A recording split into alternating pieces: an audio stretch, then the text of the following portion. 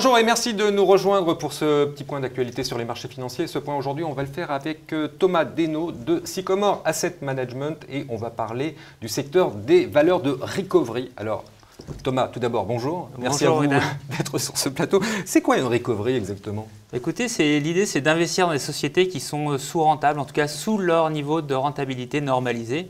Je dirais que le plus simple, c'est de prendre un exemple. Oui, parce que ça ne fait pas rêver votre définition. Allez-y, donnez-moi un exemple. Par exemple, on a investi en début d'année sur la société Italcementi qui présentait des niveaux de profitabilité historiquement bas, à près de 5%, alors que son niveau de rentabilité historique était plutôt aux alentours de 12%.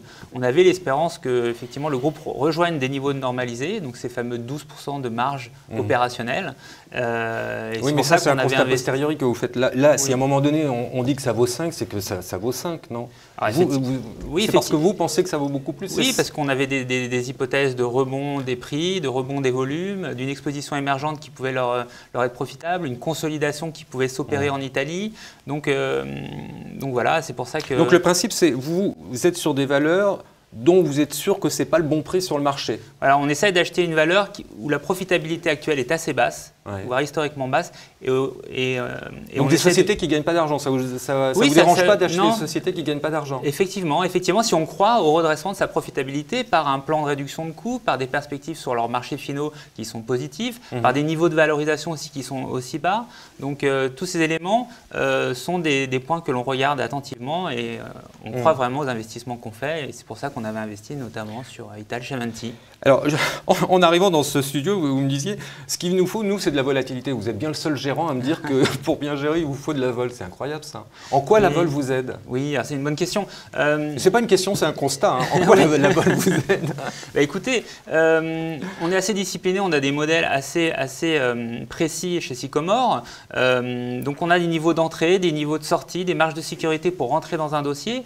Et donc, lorsqu'on a atteint notre objectif de prix, on a tendance à vendre. C'est vraiment notre discipline qui nous oblige à vendre un titre lorsqu'il est bien valorisé et à le racheter lorsqu'on a une marge de sécurité qui est suffisante. Donc cette volatilité nous permet parfois, et ça a été le cas à 2 ou 3 reprises cette année, de vendre des titres pour les racheter un peu plus bas parce qu'on a eu cette volatilité qui s'est mise en place. Du reste, vous avez une très bonne perf depuis le début de l'année. C'est pratiquement 18% depuis le début de l'année. Alors dans les marchés qu'on connaît, c'est presque incroyable d'avoir une perf aussi importante. Mais ça veut dire quoi? Sycomore, cette année, à la main heureuse, vous êtes plutôt bon parce que tous les fonds marchent bien. Donc cette année, vous êtes plutôt bon ou c'est parce qu'il y a un vrai travail de fond sur ce secteur des recovery? Je crois que l'ensemble des produits de Sycomore cette année a réalisé des performances. Vous achetez tous les mêmes valeurs quand même, non? Pas tout à fait, non, pas tout à fait. Mais il y a des accords entre vous, discuter sur des valeurs quand même, il y a des choses. Ça arrive, on a des discussions, on a des débats, ça fait partie de notre processus d'investissement. Mais globalement, on a quand même le même système d'information, le même système de valorisation, donc on a quand même des points communs. Et cette année, ça marche plutôt bien. Et dans l'ensemble de la gamme, effectivement, les performances sont très honorables.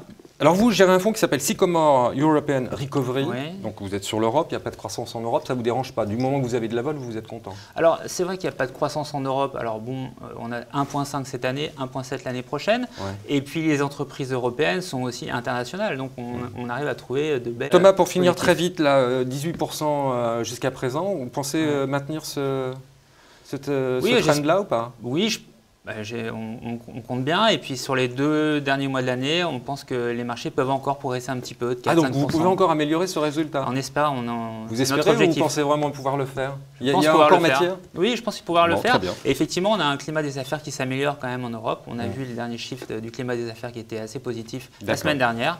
Donc on est assez optimiste. Super. Thomas, merci beaucoup pour toutes ces explications. Merci Bogdan.